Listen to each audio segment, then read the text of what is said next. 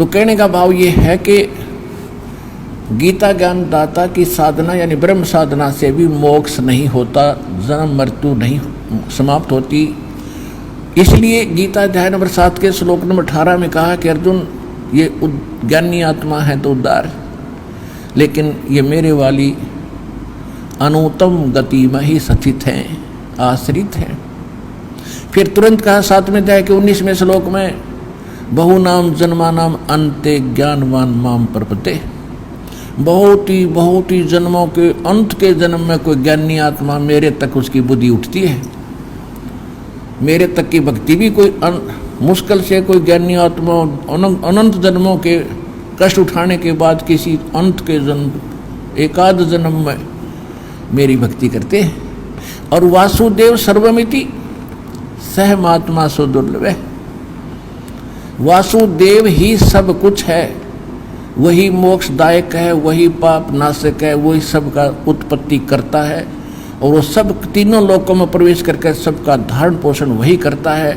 उसके परम पद को प्राप्त करने के उपरांत ही जीव की जन्म मृत्यु समाप्त हो सकती है। ये बताने वाला साधु तो बड़ी मुश्किल से प्राप्त होगा। बहुनाम जन्मानाम अन्ते ज्ञानवान माम प्रपते। वासुदेव सर्वमिति। वासुदेव का क्या अर्थ है? वासुदेव नोट कृष्ण। कृष्ण जी के पिताजी का नाम था वासुदेव और वासुदेव वेदों में है पूर्ण परमात्मा की महिमा। वासु का अर्थ है निवास करने वाला, सब पर निवास करने वाला, देव माने परमेश्वर, सबके ऊपर जिसकी प्रभुता है, सबका ओवरऑल कंट्रोलर है, वो है वासुदेव, यानी सब पर छाया हुआ। तो ब्रह्मा जी विष्णु जी एक एक विभाग के मालिक हैं, वो भी एक ब्रह्मांड में रजगुण विभाग के ब्रह्मा जी, सतगुण विभाग के विष्णु जी और तमगुण विभाग के शिव जी। इनके पिताजी केवल 21 ब्रह्मांड में छाए हैं, ये सब पर वासु नहीं है, ये कुल के मालिक नहीं है। फिर नेक्स्ट ये सरपुरुष है, 21 ब्रह्मांड का स्वामी जो ब्रह्मा विष्णु महेश का पिता है, जिसमें हम रह रहे हैं, जिसके एक ब्रह्मांड में। जैसे भारत के अंदर बहुत सी प्रांत हैं और कुल मिलाकर एक भारत भी है, ऐसे समझो। तो एक ब्रह्मांड में एक प्रांत में हम रह रहे हैं। ऐसे ही 7 संग ब्रह्मांड का स्वामी है अक्षर पुरुष। गीता अध्याय नंबर 15 के श्लोक नंबर 16 और 17 में 3 पुरुष बताए, सरपुरुष, अक्षर पुरुष, और इनसे अन्य है जो सर्वश्रेष्ठ परमात्मा है, जो सबका धारण पोषण करता है, तीनों लोकों में प्रवेश करके, वो वास्तव में अविनाशी भगवान है। तो यहाँ बता जो नेक्स्ट जो परम अक्षर पुरुष है, गीता अध्याय नंबर 8 के श्लोक नंबर 13 में जिसके विषय में, गीता अध्याय नंबर 8 के श्लोक नंबर 3 में जिसके विषय में कहा है कि वो परम अक्षर ब्रह्म है, तो वो है वासुदेव। वो असंख्य ब्रह्मांड का स्वामी है, इंक्लूडिंग सरपुरुष एंड अक्षर पुरुष, इन सब के ऊपर वो मालिक है, वो वासुदेव है। तो यहां बताया कि बहुनाम जन्मानाम अन्ते ज्ञानवान माम प्रपद्ये। वासुदेव सर्वमिति, वो वासुदेव ही सब कुछ है, ये बताने वाला सह महात्मा सो दुर्लभ है, वह महात्मा बड़ी मुश्किल से प्राप्त होगा। आदरणीय गरीबदास साहिब जी को परमेश्वर कबीर जी सतलोक लेकर गए थे सन 1727 में। परमेश्वर जैसे ये सत्संग उपलक्ष्य, जो ये सत्संग का समागम का ये इस उपलक्ष्य में है कि परमात्मा प्रत्येक युग में एक लीला ऐसी करते हैं, सतलोक से आते हैं, शिशु रूप धारण करते हैं, कमल के फूल पर विराजमान होते हैं। कमल का फूल अंडरस्टूड है कि जल में ही होता है, जिस कारण से वो नारायण कहलाते हैं। जल के ऊपर आकर विराजमान होने वाले को नारायण कहते हैं। और फिर उनको निसंतान दंपति उठाकर ले जाते हैं, वहाँ परवरिश होने के बाद फिर 5 वर्ष की आयु से ही मालिक अपने तत्व ज्ञान को एक सतगुरु की भूमिका करते हुए एक आम नागरिक जैसा रोल करके दिखाते हैं कि भक्ति भी करनी है और अपना निर्वाह के लिए भी कार्य करते रहना है। ऐसे प्रभु प्राप्ति होगी जैसे मालिक एक रिहर्सल, एक भूमिका करके जाते हैं। तो तो ये उस उपलक्ष्य में सत्संग चल रहा है, समागम चल रहा है, और परमात्मा की दूसरी सतिथि में वो आते हैं एक साधु संत का रूप बनाकर, कभी कहीं भी प्रकट हो जाते हैं। तो वो एक पूरी लीला करके सन 1398 से और सन 1518 120 वर्ष तक परमेश्वर इस धरातल पर एक दानक जुलाहे की भूमिका करते हुए और यथार्थ ज्ञान का प्रचार करते हुए एक कवि की तरह आचरण करके जगह जगह घूम घूम कर अपने यथार्थ ज्ञान को बताते हुए 120 वर्ष यहाँ रहे और सहज शरीर चले गए मगर स्थान से। उसके बाद सन 1727 में जब गरीबदास जी छुडानी गांव में जिला झज्जर हरियाणा में एक जाट किसान के घर उनका जन्म था, 10 वर्ष के बालक थे।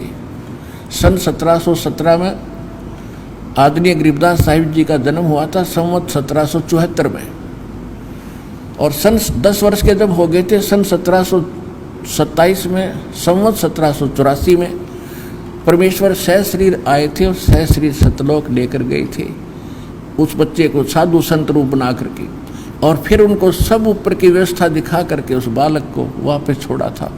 घर वालों ने मृत जान लिया था, चिता पर रख दिया था, अंतिम संस्कार की तैयारी थी, तब आत्मा को वापस प्रवेश किया था। उसके बाद उस प्यारी आत्मा ने आंखों देखा उस परम पिता की कलम तोड़ महिमा कर रखी है। और फिर यथार्थ ज्ञान को भी बताया है। एक इसमें गरीबदास जी की इस ज्ञान की महिमा सुनकर एक पंजाब से एक राम राय नाम के एक सरदार सिख आए थे। वो वाणी के बड़े जो है वाणी के बड़े अच्छे वो जानकार होते हैं, वाणी पर उनकी बड़ी श्रद्धा होती है। तो जो नानक साहिब जी की जो वाणी है प्रथम महला पहला की और गरीबदास जी की वाणी एक जैसी बेल खाती है, क्योंकि आदरणीय नानक साहिब जी को भी परमेश्वर मिले थे, बेई नदी से सहसरी लेकर गए थे, फिर वापस छोड़ा था। 3 दिन तक ऊपर सारी व्यवस्था दिखा करके तीसरे दिन वापस छोड़ा था। और नानक साहिब जी ने भी परमात्मा की आंखों देखा महिमा कलम तोड़ बताई कि भाई जब उन्होंने सतलोक में देखा, फिर दानक रूप में जुलाहे रूप में काशी में देखा, तब नानक साहिब जी ने कहा था कि भाई सूरत तुम लोग की वेश ए ठगवाड़ा ठगी देश खरा सियाणा बहुता बार, ये धानक रूप रहा करता है। ये 24 नंबर पृष्ठ पे श्री गुरु ग्रंथ साहिब में अंकित है। और 721 पृष्ठ पे गुरु ग्रंथ साहिब में लिखा है कि एक अर्ज गुप्तम पेश तोदर कून करतार हे शब्द स्वरूपी राम, यानी वचन से सृष्टि रचने वाले को कून करतार शब्द स्वरूपी राम बोलते हैं। और हक्का कबीर करीम तू बेऐब परवरदिगार, ये जो का तू लिखा 721 पृष्ठ पर प्रथम ही लाइन पंक्ति में। 731 पृष्ठ पे गुरु ग्रंथ साहिब में लिखा है कि अंधला नीच जात परदेसी मेरा खिन आवे तिल जावे, और जा की संगत नानक रहंदा क्यों कर मुंडा पावे। कि उसके अंत को कैसे पा सकूँ हूँ, वो धानक रूप, वो नीच जात कहो जिसको तुम, वो तो पूर्ण परमात्मा है। 1 सेकंड में यहाँ होते 1 सेकंड में ऊपर होते, मैं उसकी कैसे उसका अंत पाऊँ। ऐसे गरीबदास जी ने कहा कि हम सुल्तानी नानक तारे दादू को उपदेश दिया, जात जुलाहा भेद न पाया वो काशी महे कबीर हुआ। अनंत कोट ब्रह्मांड का एक रति नहीं भार, सतगुरु पुरुष कबीर हैं ये कुल के सिरजनहार। ये गरीबदास जी ने बताया। तो इस वाणी को सुनकर के लुधियाना के पास एक वासियर गांव है, पिंड है छोटा सा, और वहाँ का एक राम राय नाम का बहुत बड़ा किसान था। 900 बीघा जमीन थी उस समय, 900 बीघा, बड़े बीघा होते थे। तो उसको पता चला कि गरीबदास नाम के गांव छुडानी में दिल्ली के आसपास बड़े महापुरुष हैं जिनको बहुत बड़ा ज्ञान है, और अच्छी उसने उनकी वाणी सुनी तो उसके दर्शनार्थ आए थे।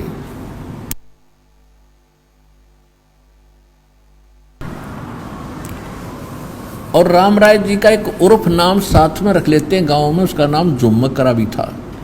ओरिजिनल नाम से गांव में कम जानते हैं, और प्रचलित नाम से ज़्यादा वेल नोन होते हैं, तो झुमकरा नाम से वो ज़्यादा प्रसिद्ध थे। जब वो आए, गरीबदास जी से चर्चा की। गरीबदास जी सिंपल वेशभूषा में, गांव जैसे किसान होते थे पहले, धोती कुर्ता, और एक बहुत बड़े किसान थे गरीबदास जी, जाट थे, और लगभग 2500 बीघा जमीन था। 2500 बीघा यानी 1400 एकड़ लगभग। तो रामराय जी ने गरीबदास जी से चर्चा की, और गरीबदास जी ने उनको बहुत वो निर्मल ज्ञान बताया। तब उस राम राय ने यानी झुमकरा ने कहा था कि हे भगवान, ये ज्ञान तो जो आप बता रहे हो आज तक हमें कभी कानों सुना न आंखों देखा।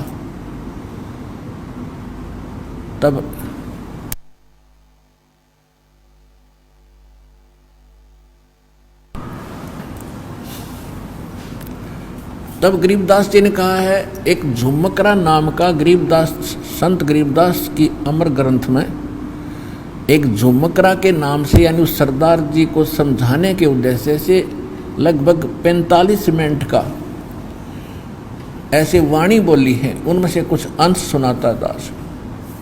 जो प्रसंग चल रहा है कि बहुनाम जन्मानाम अंते ज्ञानवान माम प्रपंचे, और वासुदेव सर्वमिति स महात्मा सुदुर्लभ, श्रीमद् भगवद गीता अध्याय नंबर 7 के श्लोक 19 में, कि बहुत कहते वासुदेव ही सब कुछ है, ये बताने वाला संत तो बड़ी मुश्किल से मिलेगा। इसके विषय में गरीबदास जी कहते हैं, तत्व भेद कोई ना कहे रे झुमकरा, ये पैसे ऊपर नाच सुनो राई झुमकरा, और कोटों मध्य कोई नहीं रे झुमकरा, अरबों में कोई घर,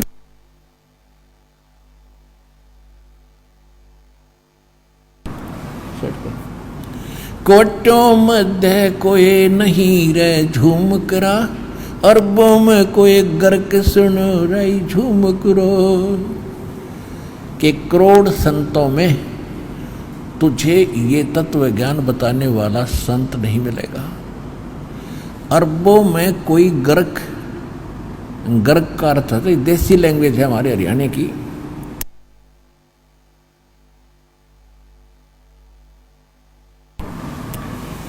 हमारी एक देसी लैंग्वेज है, अपने यहाँ हरियाणा की भाषा है। इसमें कहा करते हैं, जो घना जिसके पास अत्यधिक धन होता गांव में, तो उसको कहा करते कि ये धन में गर्क है। गर्क मीन परिपूर्ण, यानी उस धन का उसके पास कोई कमी नहीं है, घना धन है। तो इस अर्जित जो ताकतवर होता था उसको कहते यूँ हांगे में, यानी शक्ति में, हांगे में गर्क है, शक्ति बहुत ज़्यादा है इसके अंदर। तो इसलिए उस संत की परिभाषा बता रहे हैं, कोटों मध्य कोई नहीं रे झुमकरा, अरबों में कोई गर्क सुनो राई झुमकरा। अरबों में पाओगा तुझे कोई संत कंप्लीट इन ऑल रिस्पेक्ट, यानी गर्क। आज पूरे वर्ल्ड की 7 अरब के आसपास आबादी बताते हैं, जनसंख्या पॉपुलेशन बताते हैं, और इस विश्व में इस दास के अतिरिक्त इस ज्ञान का और इस भगवान का जानकार कोई नहीं है। तो ये दास वो तत्वदर्शी संत है, सतगुरु समझ लो, जो ज्ञान सच्चा दे रहा है, और ये बड़ा मुश्किल है।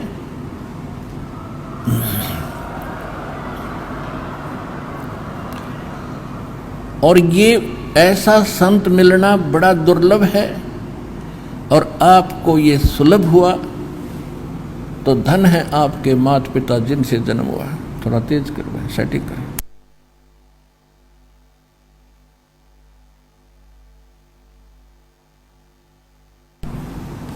अब परमात्मा की वो महिमा सुनाते हैं जिस उपलक्ष्य में ये सत्संग चल रहा है।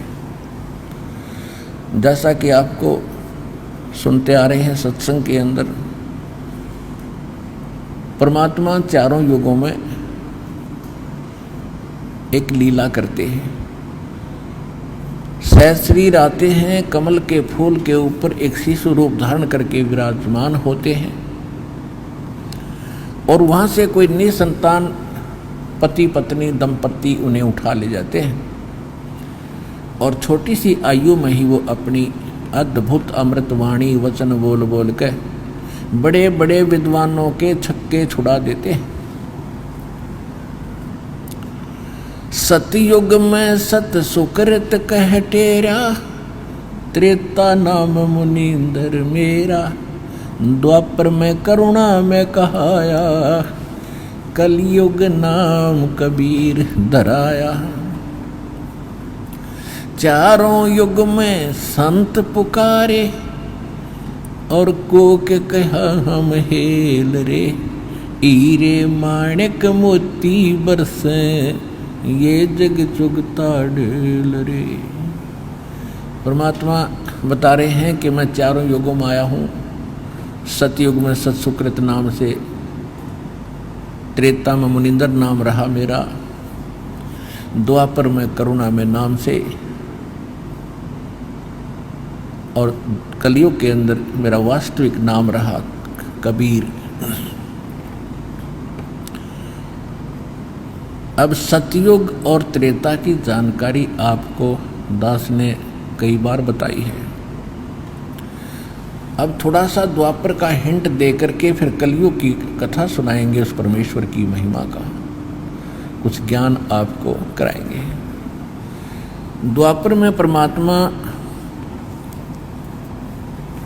द्वापर में परमेश्वर एक शिशु रूप धारण करके कमल के फूल पर विराजमान हुए और चारों युगों में ये लीला करते हैं। कमल के फूल पर शिशु रूप धारण करके वो विराजमान होते हैं, उनको वहाँ से निसंतान दंपत्ति उठाती है और फिर उनकी परवरिश की लीला एक कुंवारी गायों से होती है। ये भगवान के गुण में समावेश है, ऐसी ही लीला वो करते ही रहते हैं और वेद जो है ये परमात्मा की महिमा ही गुणगान कर रहे हैं।